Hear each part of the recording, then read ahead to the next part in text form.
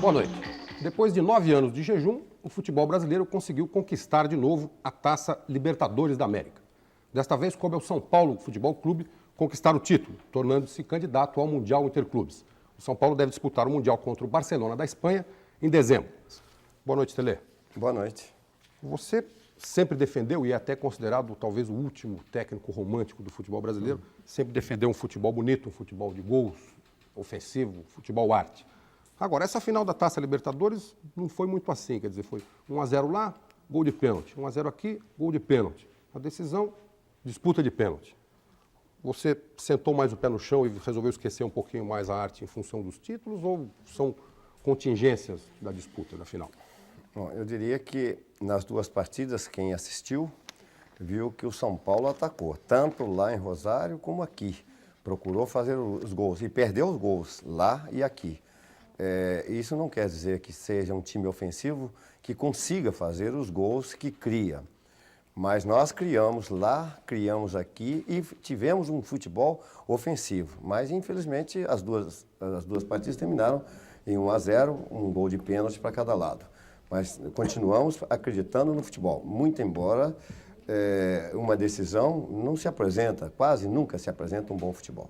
Como é que é isso? Me conta agora. Parece que você, depois do jogo, tirou o sapato, mostrou o pé para a imprensa. Como é que foi essa história? Para desmentir essa história de pé frio? Não, eu não mostro não, porque ainda quando nós ganhamos o primeiro título aqui, lá em Bragança Paulista, a primeira pergunta dos repórteres no campo foi: essa é a resposta que você dá? Eu não tenho que dar resposta a ninguém.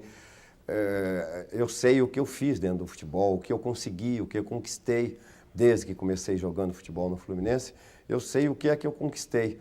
Então, não é um ou outro que fala que eu sou pé frio que eu vou me preocupar. No início até me chateou um pouco, e eu andava dizendo, e eu tenho todos os títulos na cabeça, andava dizendo, não, eu ganhei isso, eu ganhei aquilo. Depois eu deixei de lado, porque são pessoas que não mereciam nem que eu respondesse.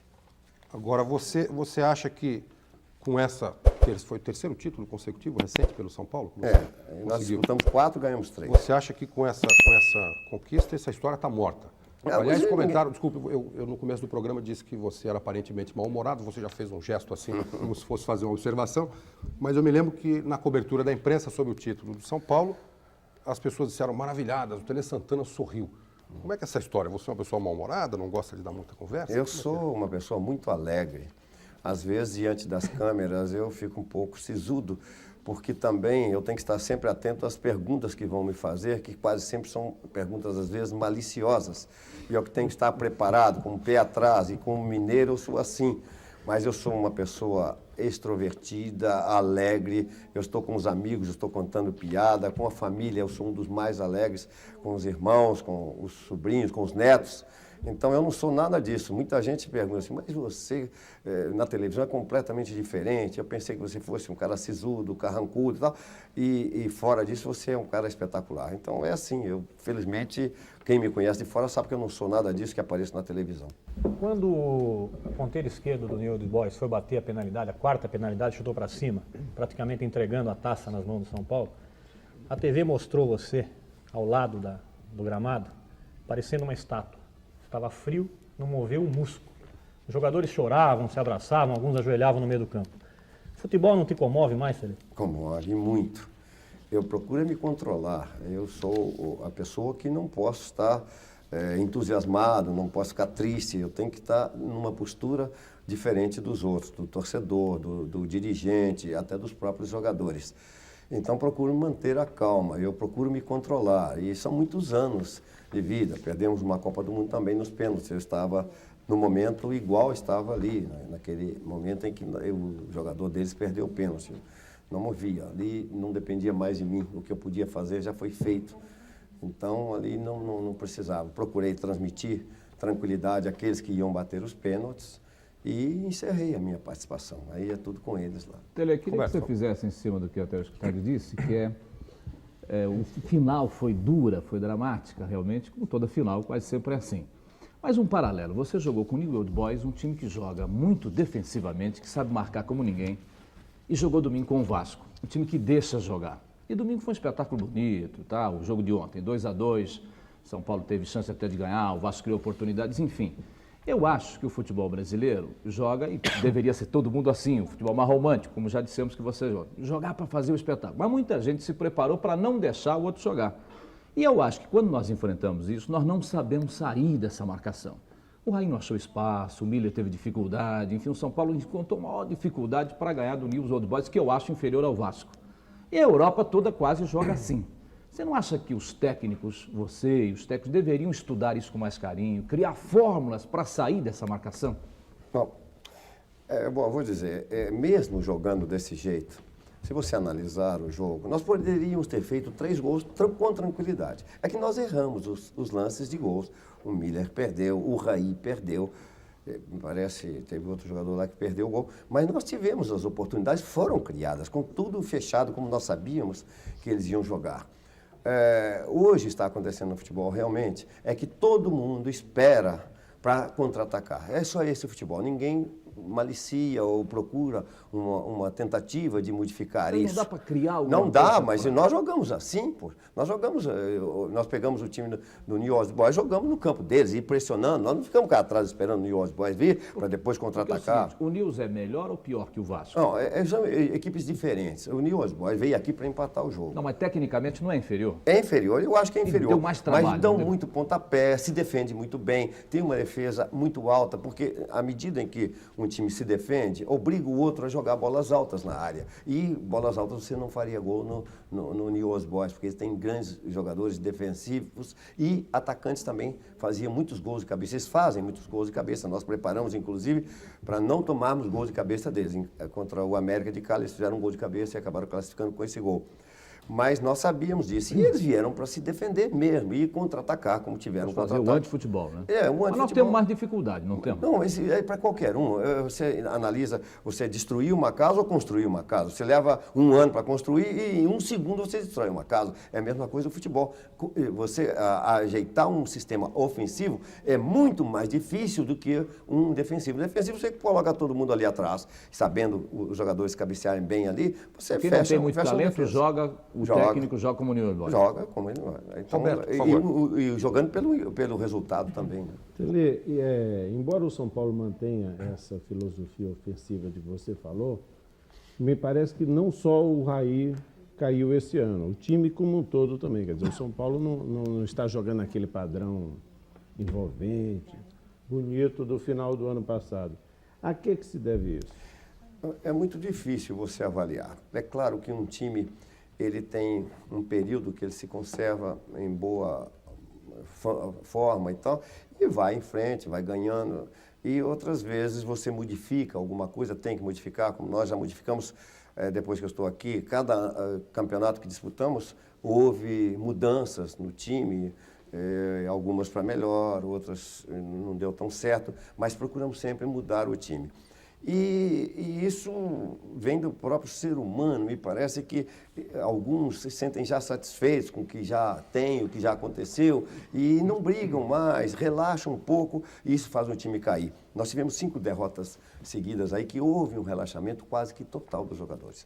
Havia cobrança, havia tudo, mas você sentia que relaxaram. Ganhamos o campeonato, tá bom e tal, e relaxou. Então foi preciso incentivá-los novamente, cobrar deles mais, para que a gente tivesse um rendimento melhor. E esse rendimento veio logo a seguir, onde nós começamos com a Libertadores e também com o Campeonato Brasileiro. Chegamos a classificar no Brasileiro e também ganhamos a Libertadores. Aí houve uma melhora, mas ainda não atingiu o que nós tínhamos no ano passado.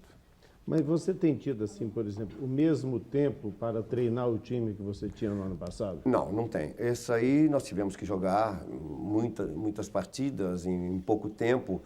E um desgaste muito grande por causa de viagens também, viagens longas, como essa da Libertadores. Você vai para Guayaquil, são 6h30, vai para La Paz, para Oruro, são viagens longas e enjoadas para se fazer. Então o treinamento caiu. Nós chegamos hoje para treinar o time assim. Reúno todo, mas está em condições de treinar, não está doendo um pouco aqui. Você não está doendo, então não vamos treinar, vamos ficar, porque nós precisamos do jogador inteiro no dia do jogo. Então é uma questão de lealdade, de honestidade entre a comissão e os jogadores, para que eles, quando podem treinar, dizem, olha, não está bom, está todo mundo, então vamos treinar um pouco.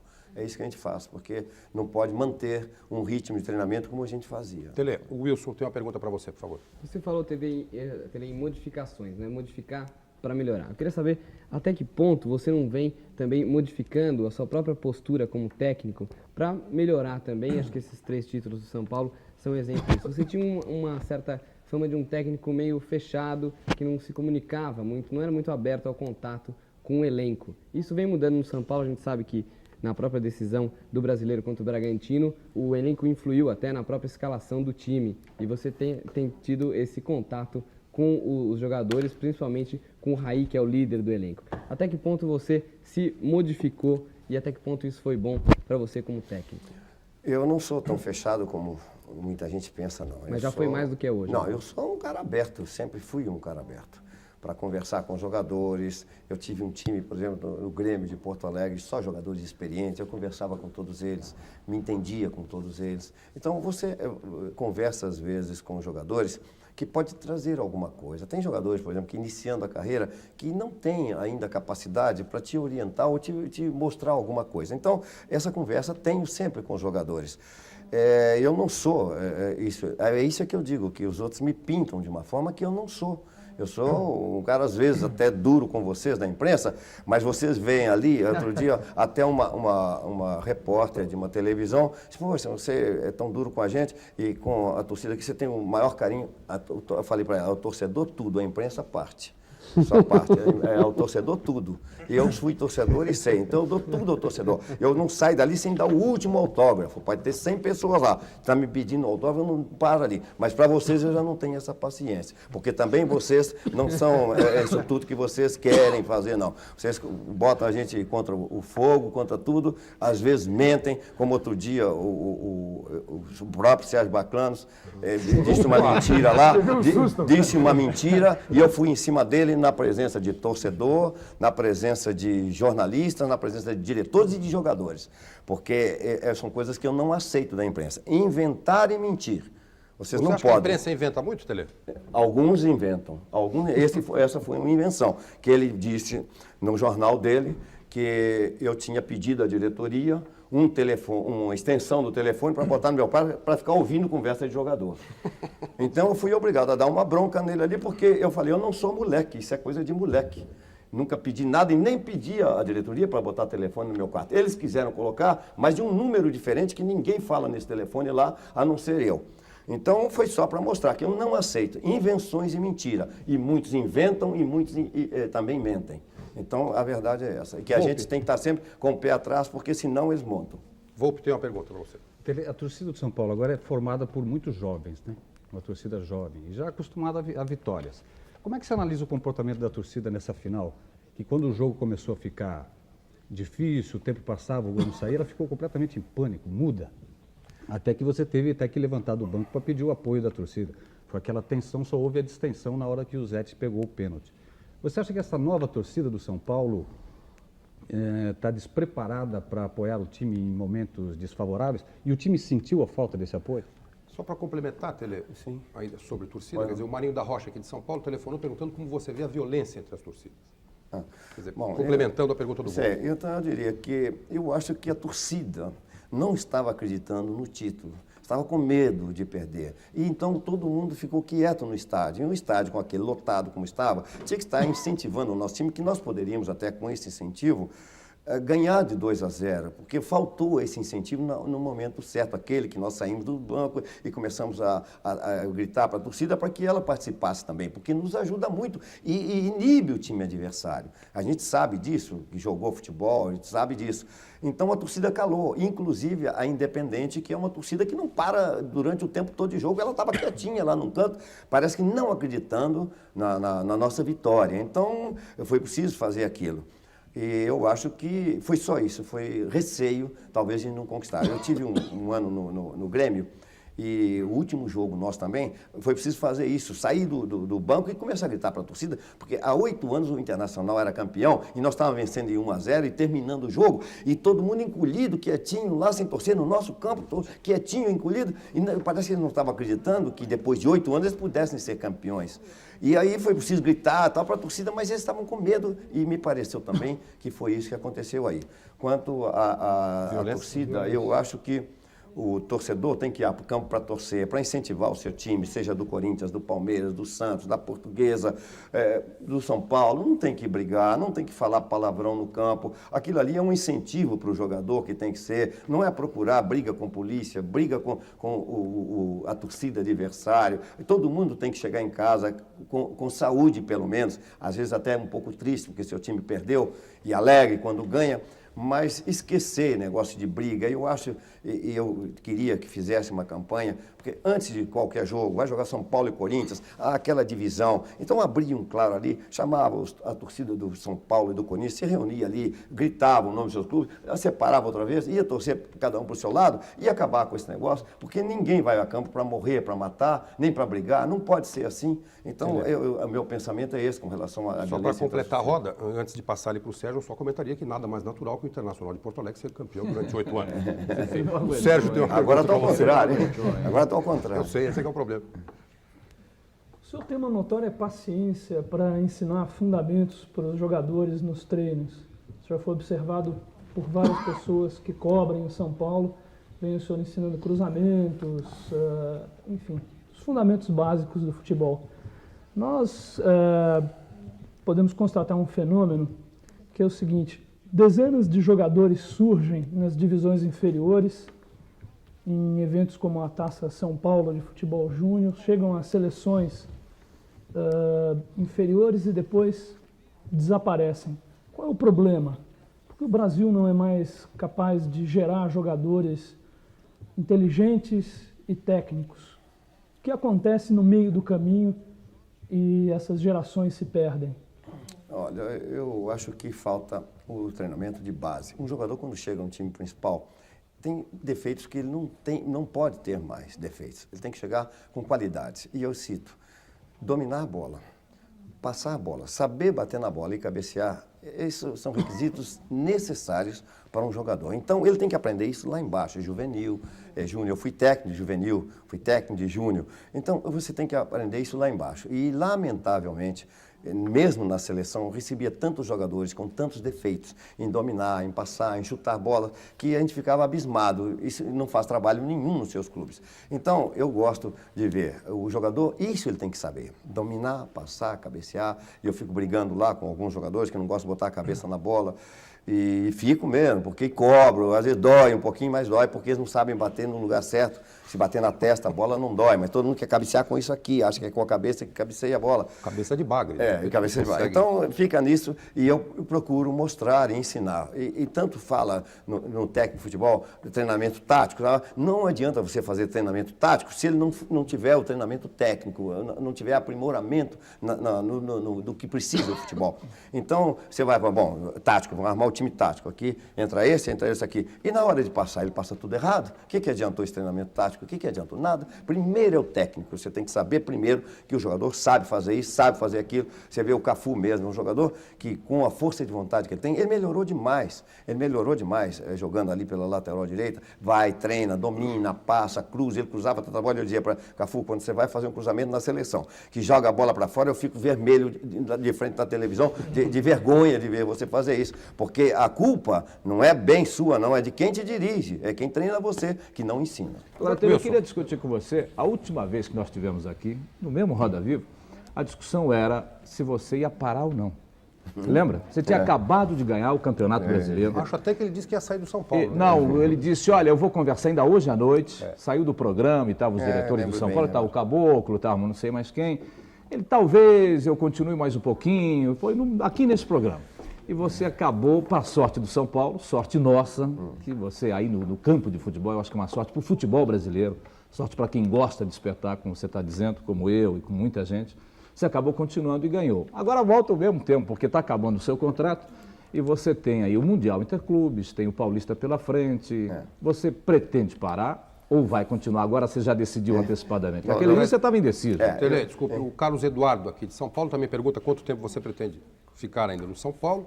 E o José Augusto também de São Paulo quer saber se por acaso você fosse sondado, recebesse uma proposta de algum time japonês, árabe ou americano, por muito dinheiro, você sairia do São Paulo para pegar essa grana toda. Então, eu vou dizer, não é bem contrato, é a palavra, né, que eu tenho com o São Paulo, de ficar até o final dos 2 campeonatos que nós estávamos disputando. Já acabou a Libertadores e em julho acaba o Brasileiro. Então, o meu compromisso com o São Paulo verbal é esse, até terminar o Campeonato Brasileiro. E eu não estou fazendo força para pensar nisso agora. Eu vou pensar no Brasileiro, ver se a gente consegue ganhar mais esse título e depois, então, pensar. Quanto a outra pergunta aí, eu não tenho, assim, muita intenção de sair do Brasil. Mas se fosse uma grande proposta, aí o futebol japonês agora está abrindo uma nova área aí para os técnicos, se for para ganhar muito bem, fazer um grande contrato, posso até ir. Mas o meu pensamento realmente seria mais para parar. E eu explico bem, né? Não é que eu não esteja mais precisando de dinheiro, não é nada disso não. É que eu quero viver um pouco disso. Naquela oportunidade, eu já dizia isso, há um ano atrás eu dizia, eu quero um pouquinho mais, de viver um pouco mais com a minha família, meus netos crescendo, eu longe deles e tal. Então eu quero ver se eu ainda vivo um pouco, porque hoje, se ele disse 61, eu faço 61 mês que vem ainda. Tem 60 anos. E não fui ponta esquerda, fui ponta direita. Ponta direita, tá certo. Isso foi, Mas só agora chegou na a entrevista, apresentação. ele já passou. Não, tá certo. Esse foi ponta direita e não ponta esquerda. Inclusive, é a observação que faz o telespectador Odir Machado, aqui de São Paulo. Mas não fascina você Agora, ter desculpa, a Wilson, hipótese, só um minutinho. Desculpe interrompê-la, que eu quero fazer Até aqui o uma Mundial pergunta. Interclube, esse aí você não Antes pode que- abandonar Exato. antes, Tele. Antes que o vamos ver. personagem da pergunta vá dormir, até porque pode ficar muito tarde. Quer dizer, Tá certo. Você me fizeram uma pergunta sobre a questão da torcida de São Paulo. Você muito disse bem. que a torcida talvez ainda seja um pouco insegura. E eu lhe perguntaria, talvez a torcida do São Paulo seja muito jovem, ou seja, a torcida do São Paulo tem crescido muito. Os jovens têm se tornado são paulinos, vamos dizer assim. Eu tenho até um exemplo, eu tenho 4 filhos, as minhas 2 filhas, de repente, decidiram torcer pelo São Paulo. Muito bem. Eu só consegui controlar os 2 meninos que ainda torcem pelo Internacional. Então, está meio dividido ali. Mas até quando chegou aqui para o Roda Viva, me mostrou uma carta fantástica, maravilhosa. De do garoto- emocionar, né? O garoto Bernard, ele tem 9 anos, é aqui de São Paulo, e ele escreveu para você, dizendo que adora o São Paulo, adora você, gostaria de conhecê-lo, não tem nada do São Paulo, eu vi, inclusive você telefonou para ele. Ele até diz, se eu soubesse onde o senhor mora, eu até mandaria uma geleia que a mamãe faz e que é uma delícia. Isso é tão simples, O tão Bernard. bonito. Então, quer dizer, há vários garotos como o Bernard que, de repente, passaram a torcer pelo São Paulo. E o São Paulo, ao contrário dos outros times anteriores de grandes torcidas, ou que ganharam grandes torcidas, não tem um jogador, por exemplo, o Santos se tornou um time de muita torcida a partir do Pelé. Quer dizer, o Santos tinha um grande time, mas tinha o Pelé. O São Paulo não tem um Pelé, quer dizer, ele tem uma equipe, tem um time eficiente que está ganhando campeonatos, etc. Como é que você vê esse fenômeno da torcida do São Paulo e desses torcedores jovens? Ó, principalmente o jovem, ele está começando a torcer, ele não tem ainda uma definição. Às vezes o pai obriga, como você obriga os seus filhos a torcer para o Internacional.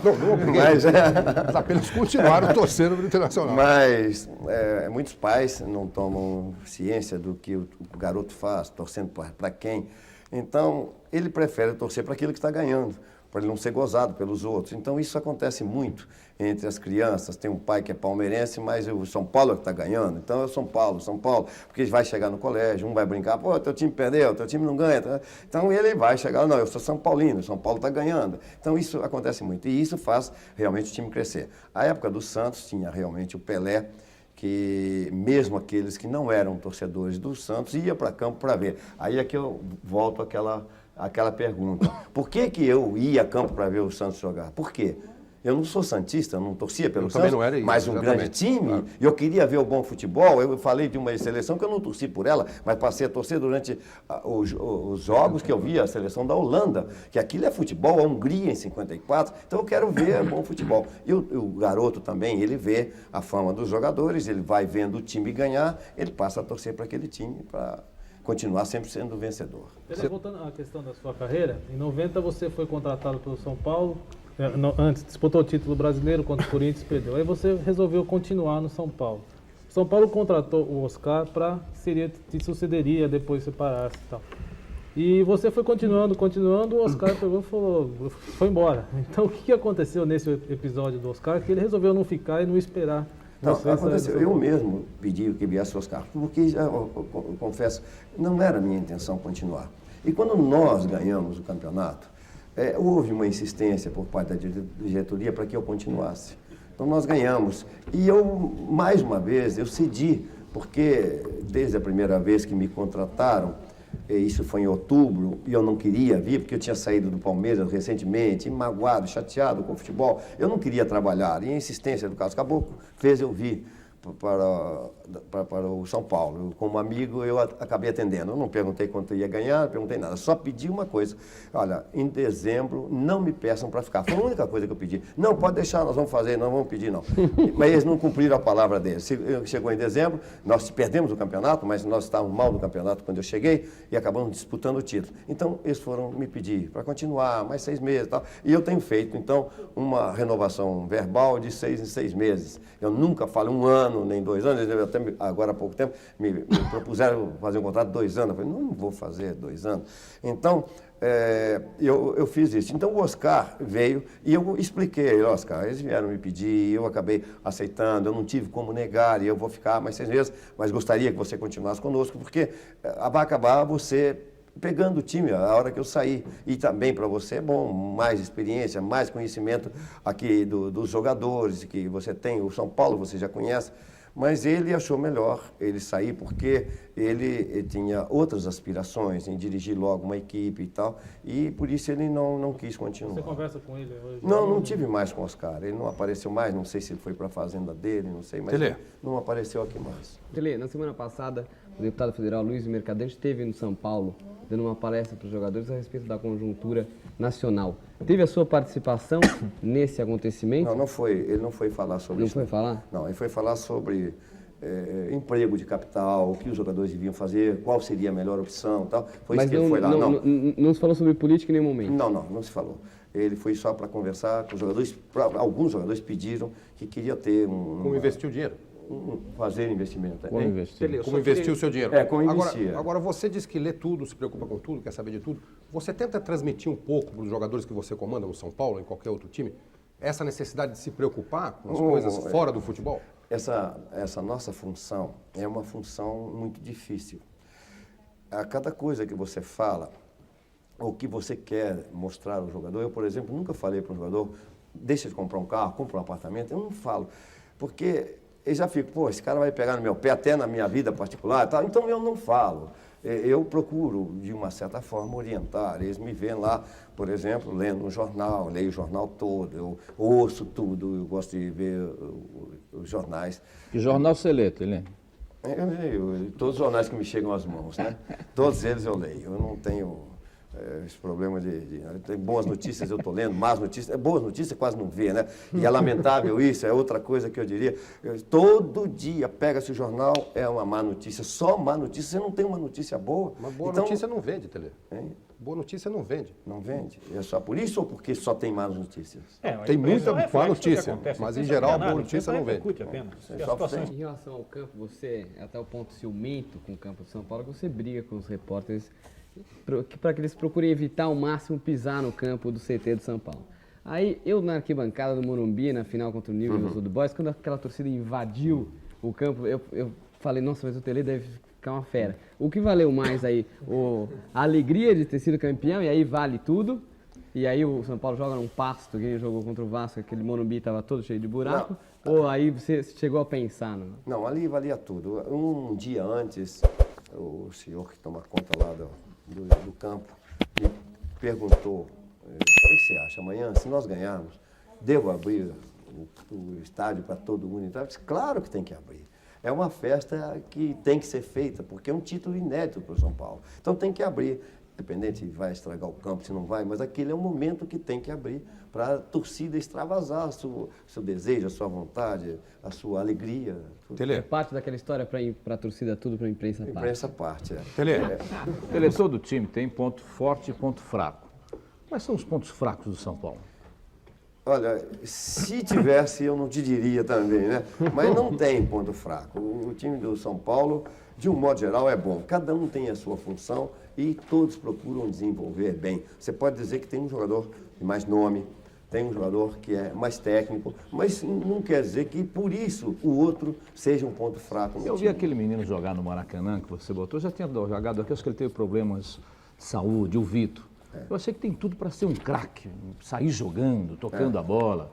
O que você fala dele? Ele Que realmente... depende dele. Ele até agora ele não tinha feito nada para ele mesmo. Ele mesmo não tinha Mas feito domingo nada. Maracanã, para quem joga no Maracanã Então, foi pela muito bem. primeira vez, Mas, foi brilhante. só para te dar, ele pode estar me ouvindo, eu vou dizer. Esse começou, ano passado eu quis aproveitá-lo, aí doía aqui na frente. Aí, Na frente aonde tem? aqui na frente, assim, aqui assim. Na virilha? Na virilha, mais ou menos. Aí não pude aproveitá-lo. Eu queria colocar no time, não pude aproveitar. Aí veio esse ano, aí doía já atrás, já era nas costas que estava doendo. E ele nunca estava bom. Então eu não via boa vontade, vontade dele em querer jogar, entendeu? Então o que eu fiz? Ele morava aqui, que aqui é uma mordomia, morar aqui no CT é uma mordomia, porque tem tudo lá, conforto, tem tudo. Então eu tirei ele daqui e mandei ele morar lá no Morumbi.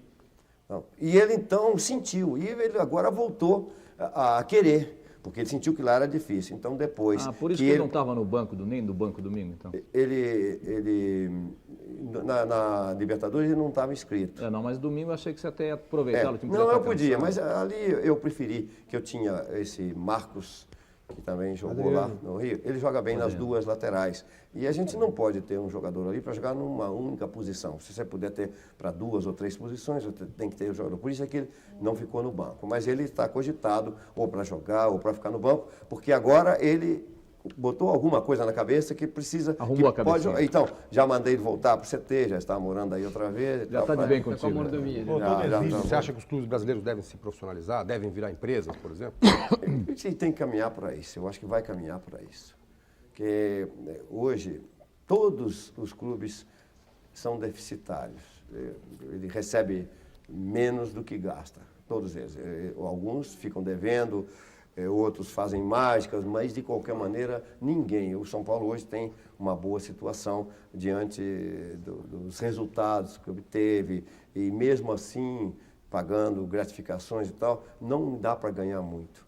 E os outros clubes, as rendas baixas e tendo compromisso mensal com os jogadores, ele vai acabar partindo para a empresa. Mas aí, partir para ser uma empresa é pior. Não, Nenhum empresário quer ser deficitário. Não, mas se o futebol está dando prejuízo... Não, mas a empresa vai saber como administrar melhor isso. Acaba o paternalismo, Tele? Também acaba, isso vai passar todos empresários a pensar em lucro e ver qual é a melhor maneira a contratar um jogador. Às vezes se contrata um jogador que só gasta dinheiro, não há retorno, e isso vai ser mais pensado. O futebol hoje, eles contratam, por exemplo, um técnico, só porque está lá, vamos dizer, lá no Maranhão, e foi bem lá atrás, nem conhece a pessoa atrás, daqui a um mês devolve o técnico, vai embora, então pagam dinheirão, porque tem correção, tem não sei mais o que, tem multa, tem... Então, isso é falta de profissionalismo, que o empresário vai pensar 2 vezes, vai exigir mais, vai cobrar mais, e aí tem que aparecer alguma coisa. E eu vou ler aqui para você uma série de telefonemas que eu recebi de telespectadores e fazer uma última pergunta também de um telespectador. O Dino Capo, aqui de São Paulo, gostaria de parabenizá-lo pelo título e que realmente veio por hora do seu trabalho, etc. O Bruno Alexandre de Jundiaí, você é o melhor técnico do mundo, parabéns. Obrigado. Roberto Souza Palácio, de São Paulo, parabéns. Marco Antônio de São Bernardo, Tele, agradeço pelo futebol brasileiro e principalmente pelo São Paulo. Walter Lima de São Paulo, o senhor não é pé frio, é o maior treinador do mundo, parabéns. Obrigado. Gilberto Maluf, gostaria de parabenizá-lo. E João Jaime Silva, também de São Paulo. E para não dizer que são todos são paulinos, diz aqui, você é um exemplo como homem profissional. Oxalá o Brasil tivesse 3 homens como você. Sou corintiano, mas acho que você é o melhor técnico que o mundo já viu. Muito obrigado. Diante de todas essas observações, eu lhe obrigado. perguntaria, como uma última do nosso programa, a pergunta do Luiz Carlos, de Araçatuba, se você se acha totalmente realizado no seu trabalho. Olha, o dia que uma pessoa se sentir realizada, ele aposenta e acabou tudo para ele, não tem mais aspiração na vida, Eu não, eu quero sempre mais, eu quero alguma coisa a mais, o que eu puder alcançar, seja e que for. Eu gosto muito de jogar tênis, então eu quero jogar tênis, quero ganhar de todo mundo no tênis, se eu puder.